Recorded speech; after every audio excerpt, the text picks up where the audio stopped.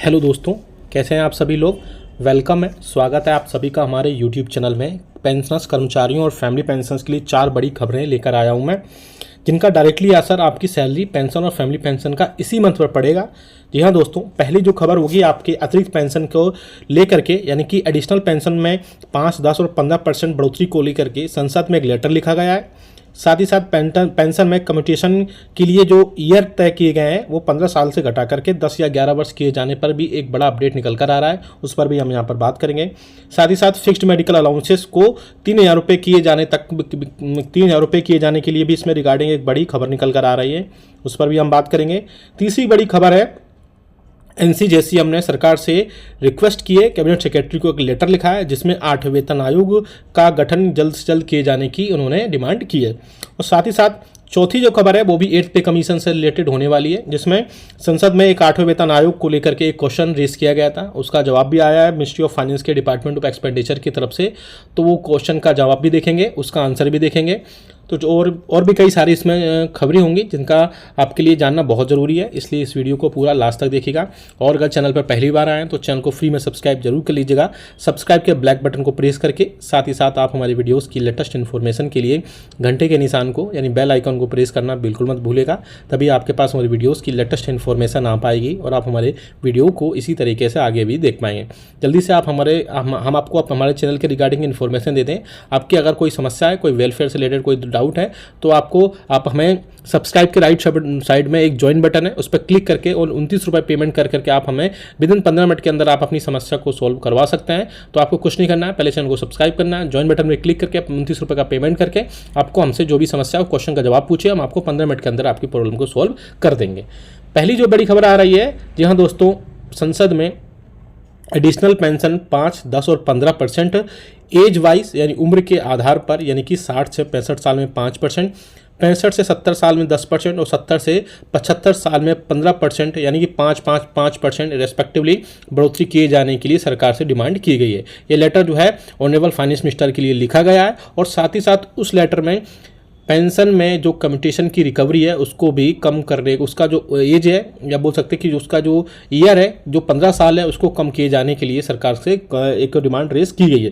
क्योंकि आप सभी को पता है कि पेंशन में कम्यूटेशन की जो रिकवरी है वो अब पेंशनर्स 10 या 11 वर्ष तक चाहते हैं, लेकिन रिकवरी जो है उसमें 15 साल तक की जाती है। लेकिन उसमें कई सारी चीज़ों में चीज़ें चेंज हुई हैं। जैसे आपने अगर एमएससीपी ले लिए तो उसमें तो क्लियर है कि आपका जो कम्यूटेशन है वो आपको 15 वर्ष तक ही आपको पे करना पड़ेगा और इवन उससे ज़्यादा भी हो सकता है। लेकिन आपने अगर एमएससीपी नहीं लिया तो आपकी जो रिकवरी है वो 15 साल से कम में कंप्लीट होनी चाहिए। तो ऐसे में बहुत सारे पेंशनर्स सरकार से रिक्वेस्ट कर रहे थे, क्वेश्चन रेज कर रहे थे कि आपकी जो पेंशन में कम्यूटेशन में रिकवरी है उसको जल्द से जल्द वहाँ पर कम किया जाना चाहिए। अब सरकार जो है उन मिनिस्टर को एक लेटर लिखेंगे और उसमें जो क्लियरली मेंशन होगा उसमें बताया जाएगा किन किन चीज़ों पर वहाँ पर चीज़ें कम की जाएंगी। अब बात करते हैं एक और, जिसका जो है एक एनसीजेसीएम ने 3 दिसंबर 2024 को एक लेटर लिखा कैबिनेट सेक्रेटरी को, जो लेटर लिखा गया है immediate constitution of eight central pay commission for revising the pay and allowances pension and other benefits of central government employees.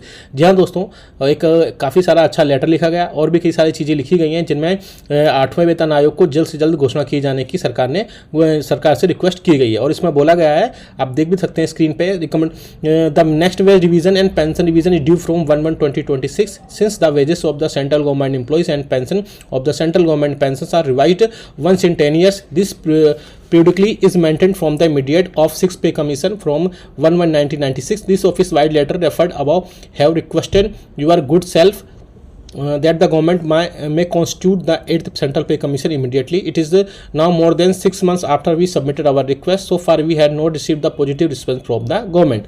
इसके बाद उन्होंने बोला है कि 7वें वेतन आयोग जब कम्यूटेशन हुआ था तब 28 फरवरी 2014 को इसमें कमेटी बना दी गई थी और 1 जनवरी 2016 से इसको लागू कर दिया गया था। लेकिन अभी 1 साल से कम समय बचा हुआ है, ऐसे में एक कमेटी भी गठित करनी है और भी कई सारी चीज़ें उस पर बात करनी है। ऐसे में 3 से 6 महीने का समय जो है लग सकता है। तो ऐसे में गवर्नमेंट को क्लियरली मेंशन करना चाहिए कि 8वां वेतन आयोग कब आएगा और भी कई सारी चीज़ें जो इसमें ऐड होंगी वो कब वहाँ पर क्लियरली मेंशन की जाएंगी। इसी के चलते 8वें वेतन आयोग में एक क्वेश्चन रेज किया गया था। जी हाँ, पहला क्वेश्चन था, क्या सरकार मुद्रास्फीति की अप्रत्याशित प्रवृत्तियों को देखते हुए फरवरी 2025 में अगले बजट के दौरान केंद्र सरकार के कर्मचारियों के लिए 8वें वेतन आयोग की गठन की घोषणा करने के लिए सक्रिय रूप से विचार कर रही है? यदि हाँ तो इससे संबंधित ब्यौरा क्या है और यदि नहीं तो इसके क्या कारण है? तीसरा क्वेश्चन पूछा गया था, क्या केंद्र सरकार के राजकोषीय स्थिति केंद्र सरकार के कर्मचारियों के वेतन में वृद्धि की अनुमति नहीं दे रही है? यदि हाँ तो तत्संबंधी ब्यौरा क्या है? तो अभी इसमें जो आंसर दिया गया वित्त राज्य मंत्री श्री पंकज चौधरी की तरफ से, जिसमें बोला गया है कि वर्तमान में सरकार के पास केंद्र सरकार के कर्मचारियों के लिए 8वें केंद्रीय वेतन आयोग के गठन का कोई प्रस्ताव विचाराधीन नहीं है। उन्होंने अभी बोला है कि अभी फिलहाल कोई नहीं है, लेकिन आगे अगले दिनों में जब बजट सेशन वगैरह आएगा तो हो सकता है उनमें चीज़ें पॉजिटिव हों, और क्योंकि अब यूनियन भी लगातार इसमें इन्वॉल्व हो रही है और सारी चीज़ें अब धीरे धीरे हो सकता है पॉजिटिव में आए, और 8वां वेतन आयोग के जो है फरवरी के आसपास जब बजट आएगा उसमें इसमें अनाउंसमेंट देखने को मिल सकती है। हालांकि अभी फिलहाल सरकार ने बोल दिया है कि केंद्र सरकार के कर्मचारियों और पेंशनर्स के लिए अभी 8वें वेतन आयोग का गठन जो है उसका कोई प्रस्ताव विचाराधीन नहीं है। तो आप हमें सबसे बड़ी बात कमेंट करके बताएगा कि आपको क्या लगता है 8वां वेतन आयोग आएगा या नहीं आएगा, या फिर और कोई फॉर्मूला लेकर आया जाएगा जिससे कर्मचारियों, पेंशनर्स और फैमिली पेंशनर्स के जो 8वें वेतन आयोग की जगह वो ले पाएगा। क्योंकि बहुत सारी चीज़ों पर इसमें थर्ड चीज़ें भी आ सकती हैं पे कमीशन के अलावा भी, क्योंकि इसमें एक्यूरेट फॉर्मूला भी लाया जा सकता है जिसमें आपको कॉस्ट ऑफ लिविंग के हिसाब से आपका पे कमीशन रिवाइज किया जाए, या फिर परफॉर्मेंस बेसिस पर भी हो सकता है, जिससे परफॉर्मेंस जिसकी ज़्यादा अच्छी हुई उसकी उस हिसाब से पेमेंट वहाँ पर की जाएगी, उस हिसाब से पेमेंट बढ़ोतरी की जाएगी। लेकिन बात होती है यहाँ पर पेंशनर्स की, तो पेंशनर्स से किस हिसाब से परफॉर्मेंस देखी जाएगी, ये सब चीज़ें देखना बहुत ज़्यादा कॉम्प्लिकेटेड चीज़ें हैं। आगे आने वाले दिनों में ही चीज़ें क्लियर हो पाएंगी, और वहाँ से ही जब पेंशनर्स को सारी चीज़ें क्लियर होने के बाद 8वें वेतन आयोग का जो भी गठन होगा वो हम आपको बता देंगे। आपकी क्या राय है इसमें आप हमें कमेंट करके जरूर बताएगा। नेक्स्ट खबर आ रही है फिक्स्ड मेडिकल अलाउंसेस के रूप में। आप सभी को पता है कि जो पेंशनर्स नॉन सीजीएचएस एरियाज में रहते हैं वो अपना फिक्स्ड मेडिकल अलाउंसेस को 1000 रुपये उनको प्रोवाइड कराया जाता है, जो कि ओपीडी मेडिसिन के खर्च के रूप में होता है। लेकिन पेंशनर्स ने अब सरकार से सीधी रिक्वेस्ट की है कि ओपीडी मेडिसिन के जो 1000 रुपये हैं वो बहुत कम होते हैं। ऐसे में सरकार कम से कम फिक्स्ड मेडिकल अलाउंसेस को 6000 रुपये यानी कि 5 से 6000 रुपये तक बढ़ाए, जिससे कि पेंशनर्स की जो फिक्स्ड मेडिकल अलाउंसेस के रूप में 1000 रुपये मिलते हैं वो काफ़ी कम है, और 5000 रुपये तक बढ़ाया जाना चाहिए। ऐसे में ministry of health and family welfare की तरफ से इसमें क्वेश्चन आंसर दिया गया था। उन्होंने बोला था कि अभी मैटर अंडर कंसिडरेशन है और जल्द से जल्द इस पर कोई ना कोई फैसला लिया जाएगा। हालांकि मुझे लगता है कि इसमें 6000 रुपये बहुत ज़्यादा अभी हो सकता है सरकार प्रोवाइड ना करा पाए, लेकिन मुझे लगता है कि 3200 तक इसमें बात सरकार इसमें मान सकती है पेंशनर्स की।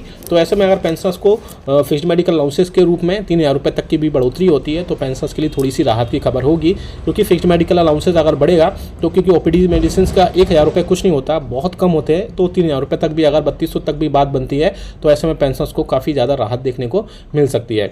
साथ ही साथ जो अतिरिक्त पेंशन की बात की गई थी उसका जवाब जब आएगा हम आपको बता देंगे, क्योंकि किसी मिनिस्टर की तरफ से ये क्वेश्चन रेस किए गए तो आंसर सरकार देगी उनको, और उसके बाद में उसमें जो भी डेवलपमेंट होगी वो हम आपको जरूर बता देंगे। साथ ही साथ 8वें वेतन आयोग पर हमें कमेंट करके बताएगा कि उसमें क्या फॉर्मूला आपके हिसाब से हो सकता है, या फिर एडिशनल पेंशन में 5, 10, 15% की बढ़ोतरी की जानी चाहिए या नहीं की जानी चाहिए। वीडियो अच्छा लगा तो लाइक करेगा, शेयर सभी के साथ करेगा। ऐसे न्यूज़ इन्फॉर्मेशन अपडेट के लिए चैनल को भी सब्सक्राइब कर लेगा।